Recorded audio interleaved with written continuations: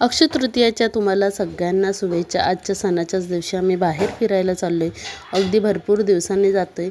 तर ह्या गँगला आम्ही पार्टी बसवली होती आणि तुम्हाला ओळखा बघू मी कुठे गेली होती ते. तर आम्ही जावा गेलो होतो. जावाची मुलगी गेली होती, मुलगा होता, नंदेचा मुलगा होता आणि भरपूर काही फिरण्यासारखं. इथे प्राणी पण होते, वेगवेगळे आवाज काढत होते, लाईट्स होत्या आणि स्वराज खूप घाबरला होता. इथे त्याचे पण फोटो काढले काय काय स्वराचे. आम्ही नेहरू तारांगणला गेलो होतो आणि इथे अब्दुल कलाम सरांचं हे 3D आहे.